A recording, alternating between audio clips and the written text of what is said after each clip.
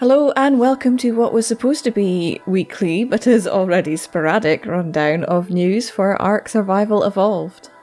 There's no community crunch this week to speak of, but there were 2 articles posted about PvP and mod sponsorships to take a look at, plus our latest updates. But there have also been a lot of cool mods popping up, so we'll take a quick look at them too. Firstly, I'd like to start by mentioning that I've seen a lot of articles pop up across Reddit and the forums about exploits in the game. And although this has been an ongoing problem for a long time, it's really stood out to me this week, especially when I saw this post about the PS4 servers being taken down because of an exploit that was revealed in a dev stream. Now, I don't know if this is true because I haven't had time to look into it further, but these are all topics I'd like to go into more detail with, but I need time to do my own research, so I can give you accurate information.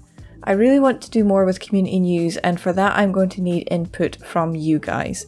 Now, I'm not an idiot, I am aware I'm very much a newbie, this is only my second news episode, so I don't expect it to take off overnight.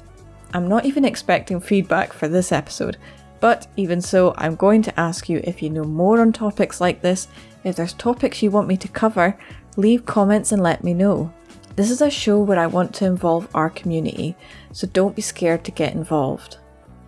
Right then, moving on, there was an article on the release of Season 2 of Classic PvP.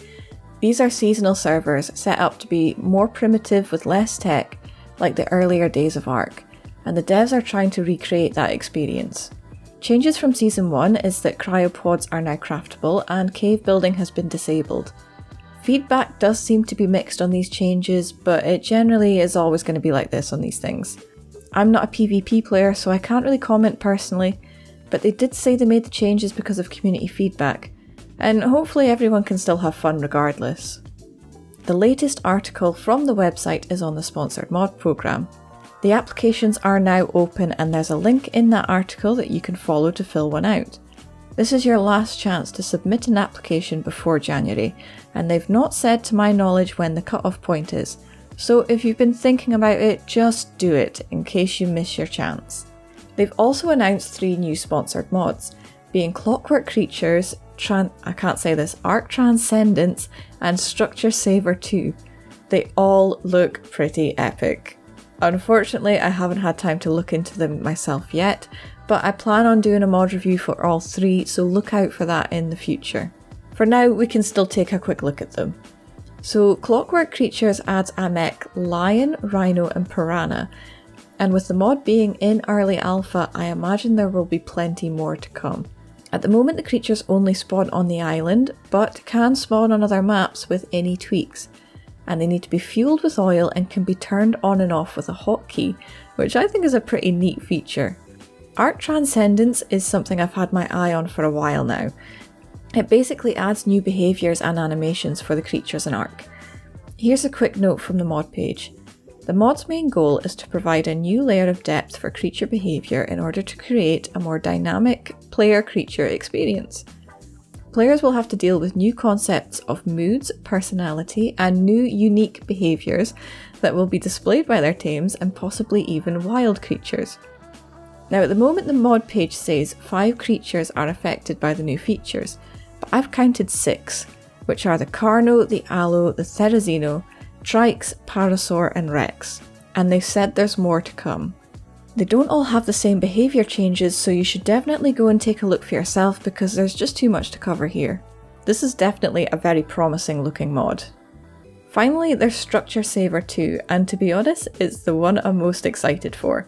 I cannot tell you how long I've waited for this to be a thing, and I didn't even know it existed till now. I am so happy. The description is quite simply, clone buildings, save buildings, place buildings, and it's got a really nice looking interface too. I love you, Joyer mod maker person. Okay, let's take a look at our patch notes, which is nice and easy this week.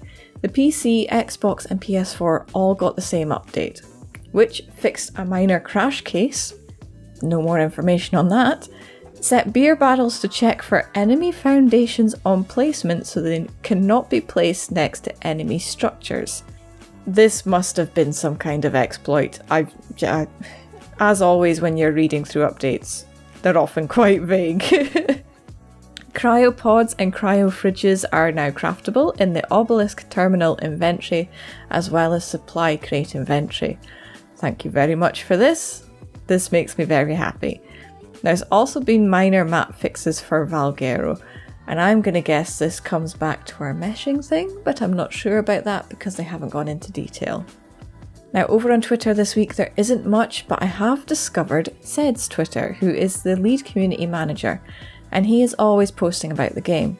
I've missed a lot of what he said this week, but in the future I'll be keeping an eye on it so I can pass on updates to you guys, if you're like me and you don't really do the whole social media thing. Something he did say was the community crunch is light for this week, as we're focused on pressing issues. There'll be more to share next week.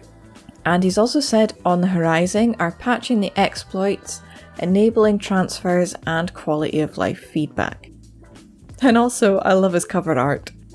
And now looking at the modding scene, it's definitely been a good week for uploads. There's been Wargs, where you can become wolves that look very reminiscent of that Link wolf from Zelda. And the mod dev has mentioned that they're also working on polar bears, snow leopards and ravens. Prehistoric Structures adds building pieces that will make you feel like a Flintstone. I feel like this mod might complement Eco's primal decor, which is an old favourite of mine now. And then there's RZ041. I'm not sure if that's how you're supposed to pronounce it, that's what I'm going for. And it's been creeping its way up the most popular list for obvious reasons. I mean, look at that. That's some pretty cool modelling work done there. It reminds me of that show Voltron with the giant mech lions, so I will definitely be trying this one out for myself at some point. They come in several different colours and have double-barrelled shock cannons, which the author admits are notoriously inaccurate. But I mean, who cares? Because robot lions.